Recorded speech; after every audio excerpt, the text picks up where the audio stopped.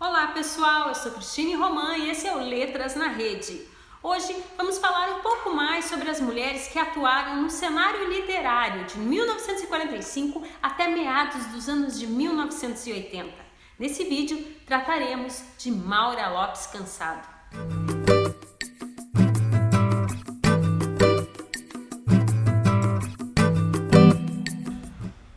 Maura nasceu em 27 de janeiro de 1929 em São Gonçalo do Abaeté, uma fazenda no noroeste de Minas Gerais. Seus pais descendiam de famílias tradicionais de Minas Gerais, com prestígio financeiro, social e político no estado. Maura, em criança, teve saúde frágil.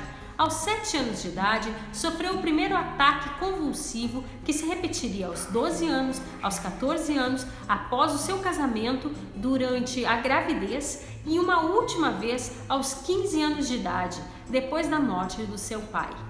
Por volta dos 20 anos, em abril de 1949, ela ingressou por conta própria na Casa de Saúde Santa Maria de Belo Horizonte, sendo diagnosticada com mal comicial, epilepsia. Seria o início de uma trajetória de internações que culminariam no assassinato cometido em 11 de abril de 1972 na Clínica de Saúde Dr. Eiras, em Botafogo, fator responsável pela sua interdição pela Justiça em 1974. A autora morreu em 1993, aos 64 anos. Maura Lopes Cansado escreveu Hospício é Deus, Diário 1, publicado no ano de 1965, e Sofredor do Ver, coletânea de contos veiculados no suplemento dominical do Jornal do Brasil. Essas obras apontam para a singularidade tanto de sua escrita quanto de sua biografia, a institucionalização psiquiátrica da autora. Hospício é Deus compõe-se do diário escrito por ela no período de sua internação no Hospital Gustavo Rieder, no Engenho de Dentro, zona norte do Rio de Janeiro. A autonomia feminina é uma luta constante na história das mulheres. Leigh Hunt aponta que as ideias de autonomia e igualdade associadas aos direitos humanos só ganharam influência no século XVIII. Essa invenção de autonomia, posta em cena no final do XVIII, pregava que todos os indivíduos normais eram igualmente capazes de viver juntos em moralidade de autocontrole. Porém, não se imaginava, no contexto dessa formulação, que todos os indivíduos fossem igualmente capazes de autonomia moral. Para tanto, era fundamental a capacidade de raciocínio e a independência de decidir por si mesmo. E nesse sentido, excluíam-se as crianças e os insanos. Além desses, os criados, os escravos, os sem propriedade e as mulheres não tinham a independência de status requerida para serem plenamente autônomos.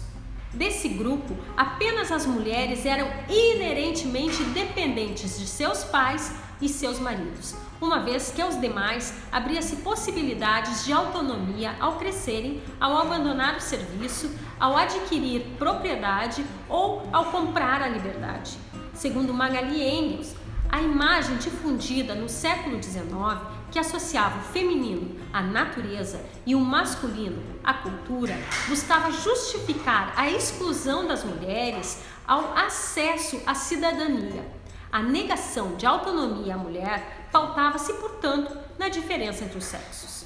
As descobertas da medicina e da biologia ratificaram cientificamente essa dicotomia, destacando, de um lado, características essencialmente masculinas voltadas à razão, ao cérebro e à inteligência, e de outro lado, os atributos femininos, relacionavam-se ao coração, à sensibilidade e aos sentimentos. A construção dessa imagem feminina qualificou a mulher como naturalmente frágil, sedutora, submissa, entre outras peculiaridades. As mulheres que não se adequassem a tais padrões eram reputadas como seres antinaturais.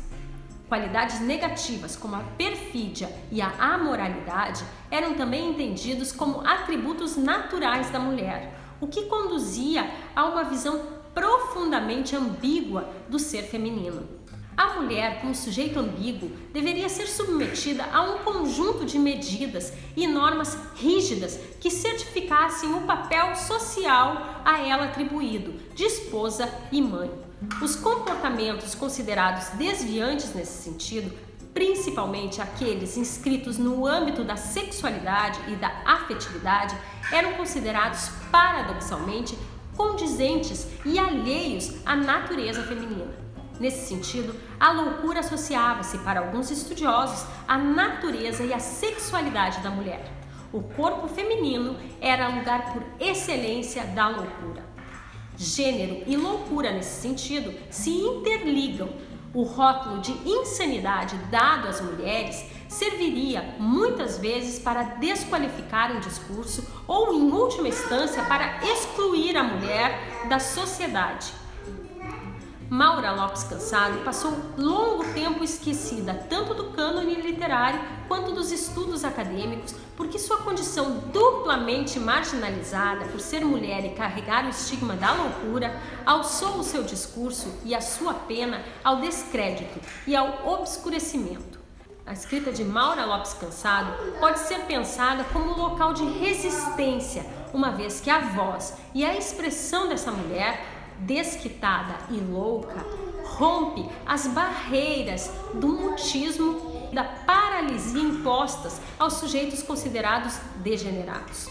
Além disso, a potência enunciativa de Maura encontra-se no conjunto que enquadra toda a sua obra, o seu lugar de fala, marginalizado e excluído do cânone, a mensagem que transmite, fundindo subjetivismo e crítica social, e o trabalho formal, expresso por meio do deslocamento constante das palavras, ou seja, da língua.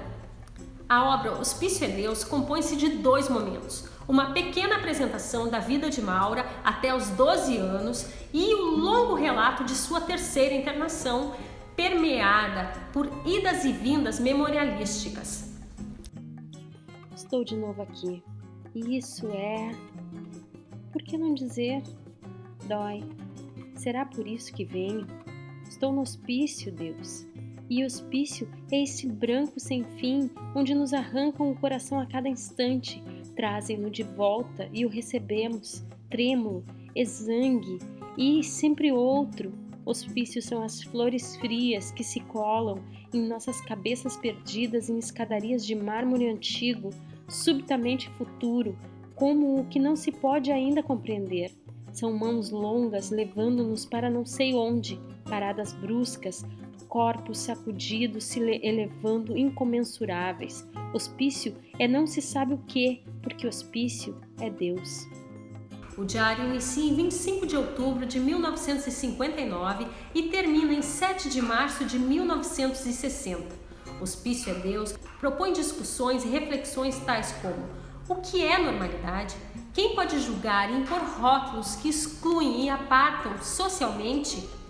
Maura apresenta e questiona a indistinção que o uniforme de interno impõe e, ao mesmo tempo, grita em cada linha a diferença que torna essas mulheres únicas, diferença afirmada em sua subjetividade e na observação empática de suas colegas. A denúncia da realidade intramuros ecoa na sua voz, atravessa o paredão cinzento e busca sintonia, empatia para além do tempo, do espaço e do cerceamento.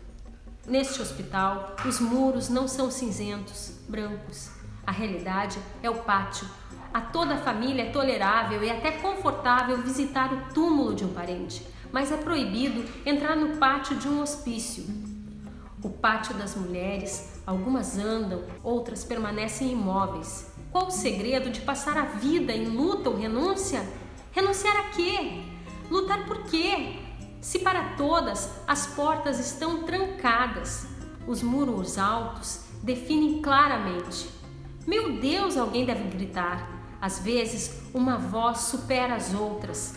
Pragas, maldições, revolta. Por quem sois? Levai-me. Para onde? Como? A quem? Das 7 da manhã às 6 da tarde, o pátio existe, sufoca, mata, oprime. Pátio! Não continuarei, sairei louca gritando até pátios. Não acho que os médicos devam conservar ocultos os pátios dos hospícios. Opto pelo contrário. Só assim as pessoas conheceriam a realidade, lutando contra ela. Entrada franca aos visitantes. Não terá você, com seu indiferentismo, egoísmo, colaborado para isso? A autora demonstra, portanto, uma perspectiva da instituição manicomial e do sujeito nela encarcerado pela ótica do diário pessoal. Em Hospício é Deus, tem-se uma narrativa em primeira pessoa, em que a realidade parcial, porque unidimensional, é exposta pelo outro lado dos muros. Do hospício, por fim, a linguagem segmentada por datas, própria ao gênero diário, apresenta a loucura, mas não submete a narrativa a uma fragmentação total que a tire do solo firme. Ou seja, a vertigem da linguagem não transpõe a sua função comunicativa. Ela se mantém no entremeio que a separa do banal, mas que também a distingue do absurdo. Por hoje é isso, pessoal.